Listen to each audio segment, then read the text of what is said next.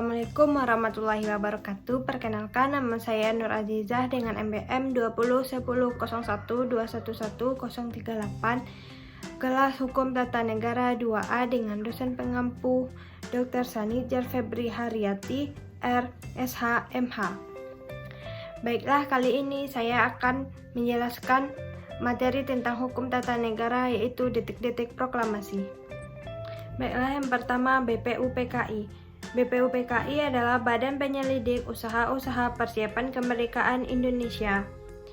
Dalam bahasa Jepang yang diberi nama yaitu Dokuritsu Jumbicho Sakai. Telah diumumkan pendiriannya oleh Kumichi Harada pada tanggal 1 Maret 1945.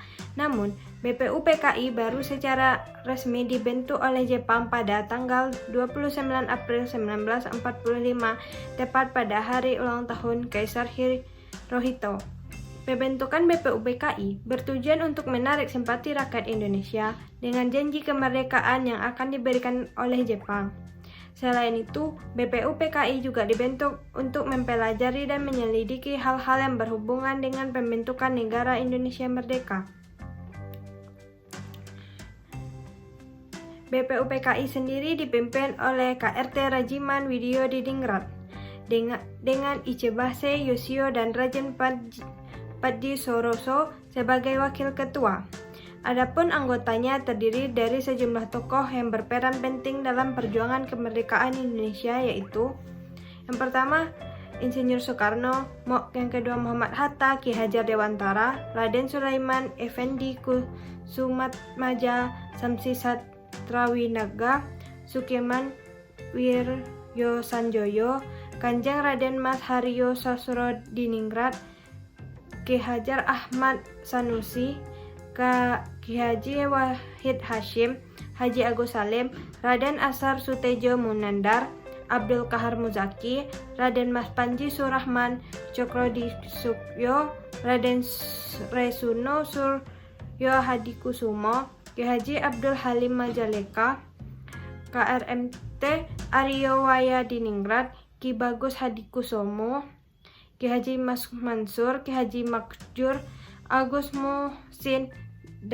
Dasaat, Lim Koen Hian, Mas Ari, Mas Sutarjo Karto Hadikusumo, A.A. Maramis, Kanjeng Raden Mas Tumenggung Wongsonagoro, Mas Susanto Tirtoprojo, Muhammad Yamin, Raden Ahmad Subarjo, Raden Hidromartono, A.R. Baswedan, Raden Mas Sartono, Raden Padji Singgi, Raden Syamsuddin, Raden Suwandi, Raden Sastro Mulyono, Yohane Latuhari, Raden Ayu Maria Ulfa Santoso, Raden Nganten Siti Sukatina, Sunaryo Mangun Puspito, Oel Tiang Toji, Oi Jiong Hao, Bandoro Pangeran Haryo Purobojo, P.F. Dahlan, Barada Harahap, Supomo, Pangeran Aryo Husein Jayadiningrat, Raden Jenderal Asikin Wijaya Kusuma, Raden Abdul Qadir, Raden Abdul Rahim Paratalikrama, Raden Abikusuno Cokrosuroyoso, RAA Purbonegoro Sumitro Kolopaking, Raden Mas Magruyono Joho Hadikusumo, RMT Suryo, R. Oto Iskandar Dinata, Raden Padji Suroso, Raden Sulan Wangkusumo, Raden Sudirman, Raden Soekarjo Wirpronoto, Raden Butaran Martuan Mojo, Bendoro Pangeran Haryo Bintoro, KRT Rajiman Widyodiningrat, Tan Eong Hoa Itibangse Yoshio, Matu Hitukiyo, Miyano Shiozo, Tanaka Minoru, Tokonami Tokuzi, Itagaki Masumito, Masuda Toyohiko, dan yang terakhir Ide Taitiro.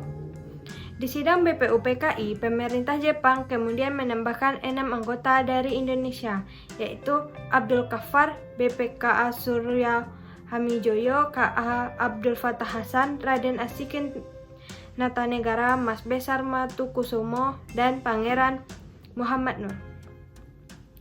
Tugas BPUPKI yaitu untuk mempelajari dan menyelidiki hal-hal yang berhubungan dengan pembentukan negara Indonesia merdeka. Selain itu, BPUPKI juga memiliki tugas lain, yakni yang pertama, bertugas membahas mengenai dasar negara. Yang kedua, sesudah sidang pertama, BPUPKI membentuk rases selama 1 bulan. Yang ketiga, bertugas membentuk panitia kecil atau panitia 8 yang bertugas menampung saran-saran dan konsepsi dari para anggota. Yang keempat, bertugas membantu panitia 9 bersama panitia kecil. Yang kelima, panitia 9 menghasilkan Jakarta Charter atau Piagam Jakarta. BPUPKI melakukan 2 sidang. Sidang pertama berlangsung pada tanggal 29 Mei sampai dengan 1 Juni 1945 yang membahas dasar negara. Pada sidang pertama, BPUPKI tersebut membahas perumusan dasar negara Republik Indonesia. Untuk mendapatkan rumusan negara Republik Indonesia yang tepat, selama masa persidangan BPUPKI pertama ini, agendanya adalah mendengarkan pidato dari 3 orang tokoh pergerakan nasional Indonesia. Ketiga tokoh yang menyampaikan gagasannya mengenai dasar Republik Indonesia ialah Profesor Muhammad Yamin, Profesor Supomo, dan Insinyur Soekarno. Pada tanggal 29 Mei 1945, Muhammad Yamin mengemukakan gagasan tentang rumusan 5 dasar Republik Indonesia yang yakni 1. Peri kebangsaan, 2. Peri kemanusiaan, 3. Peri ketuhanan, dan 4. Peri kerakyatan, dan yang terakhir, kelima, kesejahteraan rakyat. Kemudian, pada tanggal 31 Mei 1945, Profesor Dr. Supomo mengemukakan gagasannya mengenai rumusan 5 prinsip dasar negara Republik Indonesia yang dinamakan Dasar Negara Indonesia Merdeka, yaitu 1. Persatuan, 2. Kekeluargaan, 3. Keseimbangan lahir dan batin, 4. Musyawarah, 5. Keadilan sosial. Sementara itu, pada sidang 1 Juni 1945, Insinyur Soekarno menyampaikan gagasan perihal rumusan 5 sila dasar Republik Indonesia, yakni yang dinamakan dengan Pancasila, yaitu 1. Kebangsaan Indonesia, 2. Internasionalisme atau peri kemanusiaan, 3. Mufakat atau demokrasi, 4. Kesejahteraan sosial, yang kelima, ketuhanan yang Maha Esa. Dari beberapa usulan milik Insinyur Soekarno yang diterima dan diberi nama Pancasila, rumusan ini kemudian digunakan sebagai fondasi dan ideologi negara Indonesia. Masa antara sidang BPUPKI pertama dan kedua. Setelah sidang BPUPKI pertama selesai, belum ada kesepakatan antara mengenai dasar negara Republik Indonesia. Lalu dibentuklah sebuah panitia yang bernama Panitia 9 yang bertujuan untuk memastikan dan mendapatkan keputusan dari gagasan sebelumnya yang mengenai perumusan dasar negara. Susunan Panitia 9 ini yang beranggotakan 1. Insinyur Soekarno sebagai ketua, Dr. Andos Muhammad Hatta wakil ketua, dan anggotanya Raden Ahmad Subarjo Djoko Suryo, Muhammad Yamin, Ki Haji Abdul Wahid Hasyim, Abdul Kahar Muzakir, Raden Abikusuno Cokyosuyoso, Haji Agus Salim, dan yang terakhir A.A. Maramis. Orang-orang yang bergabung dalam Panitia 9 melakukan pertemuan pada tanggal 22 Juni 1945. Pada pertemuan tersebut menghasilkan rumusan dasar negara Republik Indonesia yang kemudian dikenal sebagai Piagam Jakarta. Dalam Piagam Jakarta, dasar negara Republik Indonesia adalah yang pertama, ketuhanan dengan kewajiban menjalankan syariat-syariat Islam bagi pemeluk-pemeluknya.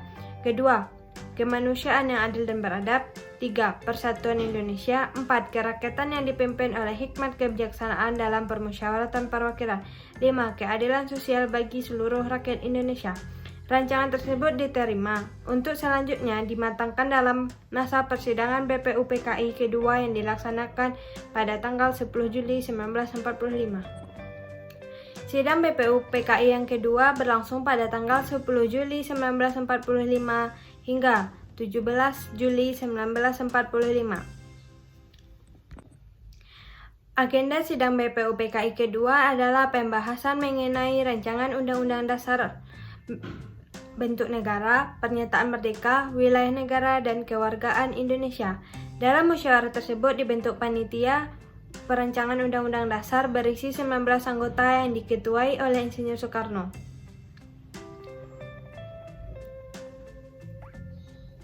Pada tanggal 11 Juli 1945, panitia perancangan undang-undang membentuk panitia kecil yang beranggotakan 7 orang yang terdiri dari Mr. Supomo dan anggotanya, Mr. Wongsonegoro, Mr. Ahmad Subarjo, A. Maramis, A. R.P. Singgi, dan Haji Agus Salim dan Sukiman. Sidang kerja perancangan undang-undang dilaksanakan pada tanggal 13 Juli 1945. Pada tanggal 14 Juli 1945 diadakan rapat pleno BPUPKI yang menerima laporan dari perancangan Undang-Undang Dasar. Ada 3 hal pokok yang harus masuk ke dalam Undang-Undang Dasar 1945, yakni Pernyataan Indonesia Merdeka, Pembukaan Undang-Undang Dasar, serta batang tubuh Undang-Undang Dasar. Konsep proklamasi kemerdekaan rencangannya akan disusun dengan mengambil 3 alinea. Pertama, Piagam Jakarta, sedangkan konsep Undang-Undang Dasar hampir seluruhnya diambil dari alinea keempat Piagam Jakarta. Dengan disepakatinya rancangan undang-undang, maka tugas BPUPKI telah selesai dan sidang kedua ditutup pada tanggal 17 Juli 1945. Lalu, pada tanggal 7 Agustus 1945, BPUPKI dibubarkan oleh Jepang karena menganggap tugas BPUPKI telah usai. Yang kedua, PPKI. PPKI adalah Panitia Persiapan Kemerdekaan Indonesia. Panitia ini bertugas mempersiapkan kemerdekaan Indonesia. Sebelum PPKI, sudah ada BPUPKI yang dibentuk oleh Jepang lalu dibubarkan. Setelah BPUPKI tidak ada lagi, Soekarno membentuk PPKI pada tanggal 7 Agustus 1945. Di awal Agustus 1945, Jepang makin terhimpit dalam perang. Sekutu menjatuhkan bom atom di Hiroshima pada tanggal 6 Agustus 1945. Mengetahui posisi Jepang yang melemah dan nasib Indonesia yang tidak jelas, para tokoh nasional terus mendesak kemerdekaan. Untuk melunasi janji kemerdekaannya, perwira tinggi Angkatan Darat Jepang di Saigon, Hisaichi Terauchi, menyetujui pembentukan PPKI tersebut. PPKI dalam bahasa Jepang diberi nama Dokuritsu Junbi Inkai, berperan untuk melanjutkan hasil kerja BPUPKI untuk meresmikan pembukaan dan batang tubuh konstitusi. PPKI diketuai oleh Soekarno dan wakilnya Muhammad Hatta, sementara anggotanya berjumlah 21 orang. Anggota tersebut terdiri dari 12 wakil dari Jawa, 3 dari Sumatera, 2 Sulawesi, serta masing-masing 1 dari Kalimantan, Nusa Tenggara, Maluku, dan 1 perwakilan etnis Tionghoa. Mereka adalah Supomo, Rajiman Widyodingrat, Suroso, Sutarjo, Kartohadikusumo, Abdul Wahid Hasyim, Ki Bagus Hadikusumo, Otto Iskandardinata, Abdul Qadir, Pangeran Suwarjo Hamijojo, Pangeran Subojo, Muhammad Amir, Abdul Abbas, Muhammad Hasan, Ratul Angi, Andi Pangeran, Ahmad Hadiman, Aigusti Ketut Puja, Johannes Latuhahari, Yap Tiohang Bing. Selanjutnya, tanpa sepengetahuan dari Jepang, keanggotaannya bertambah menjadi 6, yakni Ahmad Subarjo, Sayuti Melik, Hajar Dewantara, R.A. Wiranata Kusuma, Kasman Singodimedjo, Iwa Kusuma Sumantri. Tugas BPKI. Seluruh persiapan dan pelaksanaan kemerdekaan Indonesia sudah diserahkan kepada PPKI. Selanjutnya, PPKI berkewajiban untuk meyakinkan masyarakat terkait kemerdekaan Indonesia.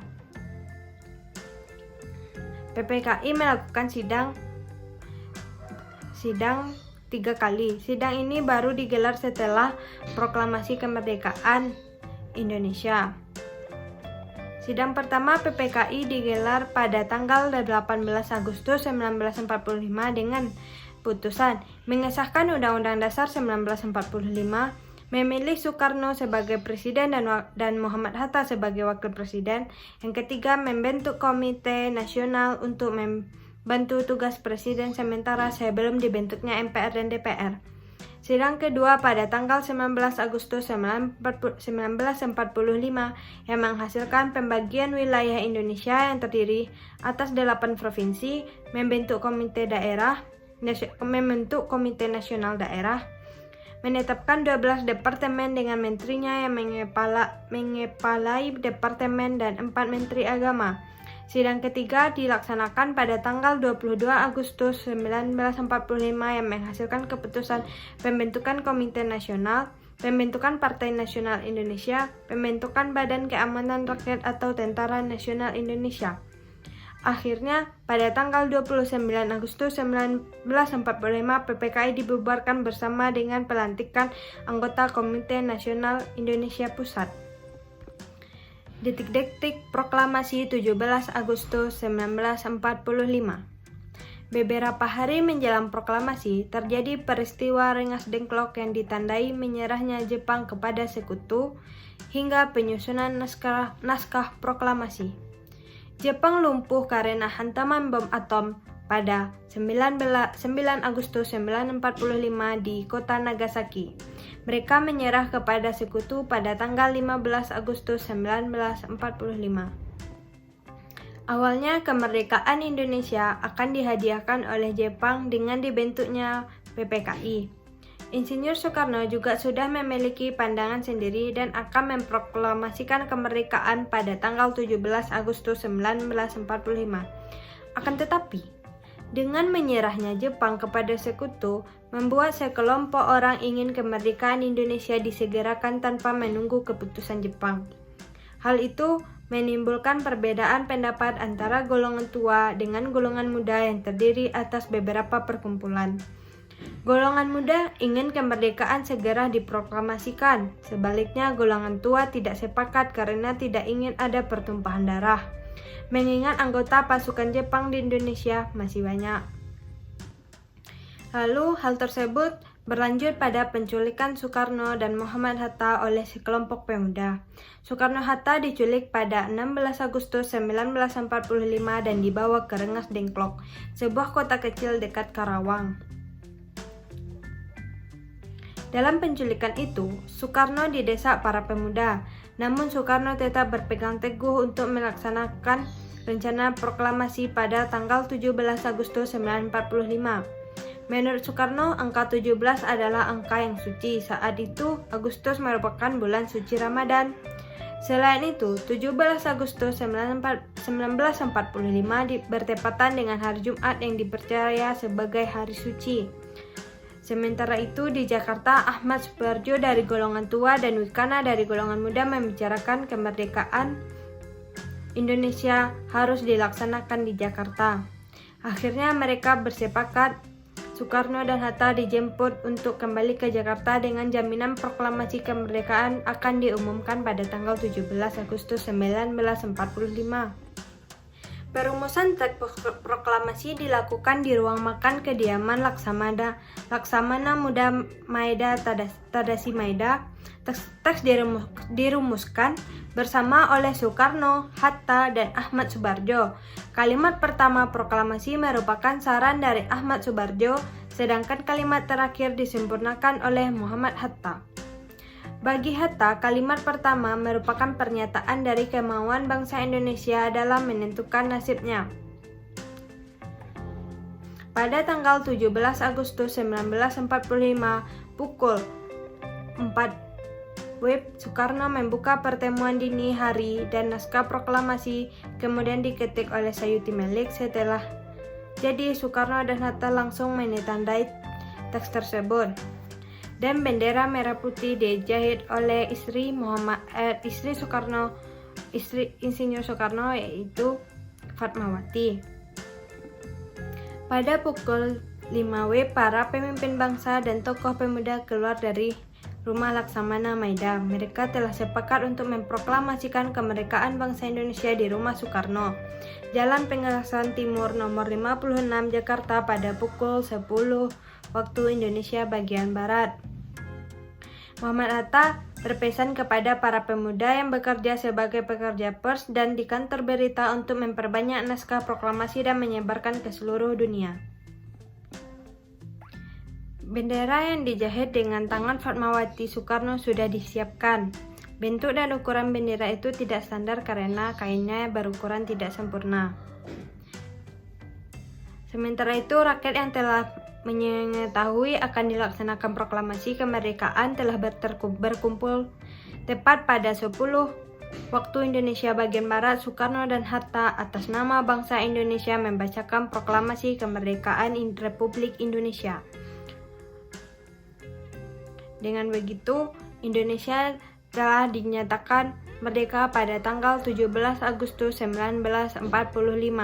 Keesokan harinya, pada tanggal 18 Agustus 1945, diadakan sidang PPKI untuk meresmikan undang-undang dan para aparatur pemerintahan lainnya. Peristiwa proklamasi kemerdekaan mengandung arti sangat penting dan membawa perubahan sangat besar dalam kehidupan bangsa Indonesia. 1. Proklamasi merupakan puncak perjuangan bangsa Indonesia untuk mencapai kemerdekaannya. Yang kedua, dengan proklamasi berarti bangsa Indonesia mendapatkan kebebasan untuk menentukan nasibnya sendiri sebagai bangsa yang berdaulat. Yang ketiga, proklamasi merupakan jembatan emas untuk menuju masyarakat yang adil dan makmur. Proklamasi mempunyai arti penting bagi bangsa Indonesia, yaitu 1. Lahirnya Negara Kesatuan Republik Indonesia. Yang kedua, titik tolak pelaksanaan amanat penderitaan rakyat. Yang ketiga, puncak perjuangan pergerakan kemerdekaan. Tujuan proklamasi kemerdekaan Indonesia yang pertama adalah melepaskan diri dari belenggu penjajahan bangsa lain. Yang kedua, bangsa yang bersangkutan dengan hidup sederajat dengan bangsa-bangsa lain. Bangsa yang bersangkutan dengan meningkatkan taraf kehidupan bangsanya. Bangsa yang bersangkutan dapat meningkatkan taraf kecerdasan bangsanya. Bangsa yang bersangkutan dapat meningkatkan taraf kecerdasan bangsanya. Dapat mengejar segala ketertinggalan yang dialami oleh bangsanya dengan mengembangkan segala potensi yang dimiliki untuk mencapai tujuan nasional bangsa. Arti proklamasi kemerdekaan Indonesia. Arti proklamasi kepada dunia luar yaitu sejak saat itu bangsa Indonesia telah merdeka.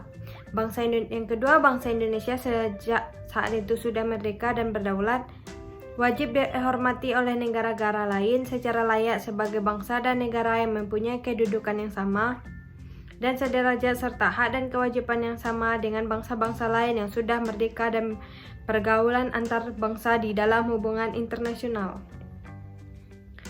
Arti proklamasi bagi bangsa Indonesia adalah untuk memberikan dorongan dan rangsangan bahwa sejak saat itu bangsa Indonesia mempunyai kedudukan yang sama dan sederajat dengan bangsa-bangsa dalam dunia luar, mempunyai hak dan kewajiban untuk mengisi dan mempertahankan kemerdekaan yang telah diperoleh dan memperjuangkan tercapai cita-cita nasional bagi Indonesia. Sejak saat itu, bangsa Indonesia telah mengambil sikap untuk menentukan nasib sendiri beserta tanah air dalam segala aspek kehidupan. Bangsa Indonesia akan menyusun negara sendiri dengan tata aturan sendiri sehingga pada saat itu telah berdiri negara baru yaitu negara Indonesia. Dengan berdirinya negara baru ini, maka negara memiliki tata hukum sendiri untuk mengatur segala kehidupan bernegara di dalam negara tersebut. Yang selanjutnya, norma pertama dan norma dasar atau aturan dasar dari tata hukum Indonesia. Negara merupakan suatu organisasi kemasyarakatan yang bertujuan untuk kekuasaannya mengatur serta menyelenggarakan sesuatu masyarakat. Sekianlah yang dapat saya sampaikan pada waktu kali ini tentang detik-detik proklamasi. Kalau ada salah, saya mohon maaf. Assalamualaikum warahmatullahi wabarakatuh.